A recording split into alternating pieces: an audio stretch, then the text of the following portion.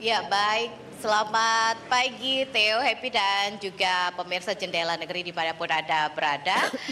Menteri Agama Yakut Khalil Qomas ini juga mengatakan prosesi persetujuan pengesahan biaya penyelenggaraan ibadah haji tahun 2024 yang disahkan oleh DPR RI dan juga pemerintah ini merupakan bagian yang cukup krusial di penyelenggaraan ibadah haji itu sendiri. Nah, Menteri Agama Yakut Khalil Qomas juga menyampaikan bahwa pengesahan hasil raker ini akan menjadi dasar bagi Presiden Republik Indonesia Joko Widodo untuk menetapkan besaran biaya penyelenggaraan ibadah haji. Hal ini juga sesuai dan termaktub dalam pasal 48 Undang-Undang Nomor 8 Tahun 2019 tentang penyelenggaraan ibadah haji dan umroh, bahwa besaran BPIH ini ditetapkan oleh Presiden Republik Indonesia atas usulan Menteri Agama dan mendapatkan persetujuan dari DPR RI.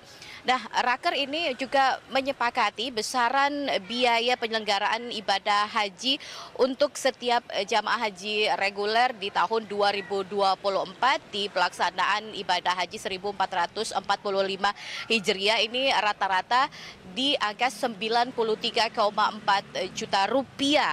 Nah, hal ini pun disambut positif oleh Asosiasi Muslim Penyelenggara Haji dan juga Umroh Republik Indonesia, dan mereka juga mengapresiasi keberhasilan pemerintah yang akhirnya menurunkan biaya penyelenggaraan ibadah haji di mana di awal di angka 105 juta rupiah yang akhirnya menjadi 93,4 juta rupiah.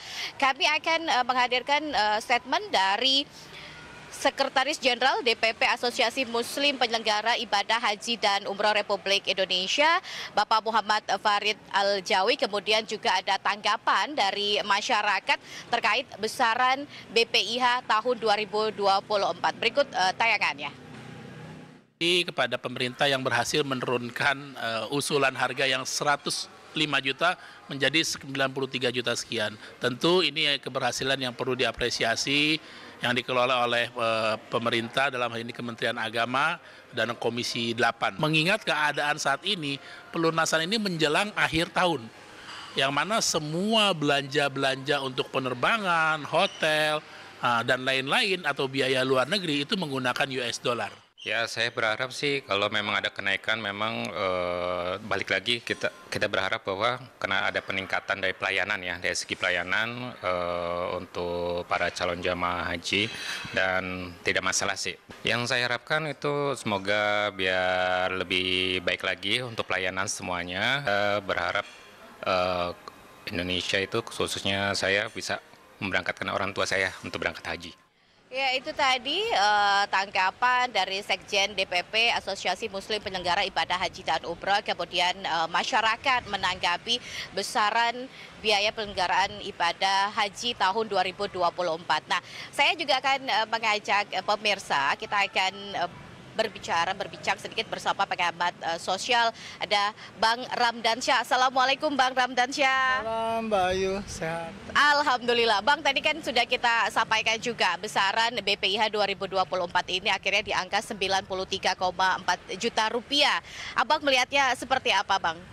Pertama, kita harus berpihak pada rakyat ya, bahwa kemudian DPR sudah menemukan angka 93,4 setelah usulan dari Kementerian Agama itu di atas 100 juta. Tetapi saya melihat pertama ya, Kementerian Agama kan membuat nilai tukar itu dari 15.100 rupiah menjadi 15.600. Dan menurut saya ini harus kemudian ada namanya hedging fund untuk pengamanan nilai tukar, sehingga kemudian ketika naik kurs dolar, penguatan kurs dolar, lemahnya rupiah, itu kemudian tetap terlindungi karena kita tidak melakukan itu, sehingga kemudian ketika dolar itu menguat, maka kemudian ongkos perangkat haji itu menjadi kemudian besar. Itu satu. Yang kedua, tentu saja dana yang kemudian ada di BPKH itu jangan tidur gitu loh. Itu bisa digunakan untuk investasi dengan risiko yang rendah dan itu diperkenankan. Karena apa? Selama tidak dibuat untuk investasi yang berisiko tinggi, maka menurut saya itu sah dan itu diperkenankan. Ada juga dari Dewan Syariah atau putusan Majelis Agama memperkenankan itu. Yang ketiga tentu saja harus dilihat bahwa ini kan penerima manfaat harus kepada masyarakat itu sendiri. Karena waktu tunggu ini kan semakin lama semakin jauh. Tentu saja saya melihat ada beberapa ada beberapa masyarakat atau jamaah yang sudah mendaftar 25 juta, tapi kemudian dia tidak bisa berangkat. Karena selama kurun waktu menunggu, dia kena penyakit, terutama ya hasil evidence based penelitian itu adalah terkait misalkan stroke, kemudian darah tinggi dan seterusnya, atau kemudian jantung. Itu hasil evidence based penelitian di jurnal demikian. Sehingga kemudian mereka yang kemudian tidak bisa berangkat karena kemudian mendapatkan sakit tersebut juga harus dilindungi. Nah, dana-dana itu harus melindungi mereka yang tidak berangkat karena kemudian sakit tadi.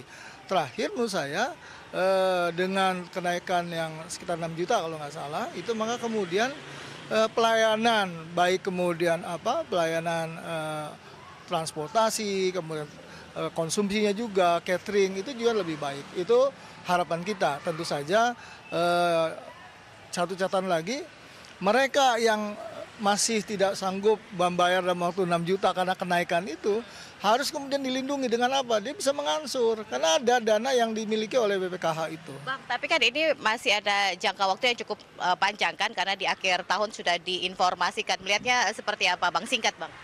Ya kan nggak semua yang mau berangkat haji itu adalah orang yang mampu.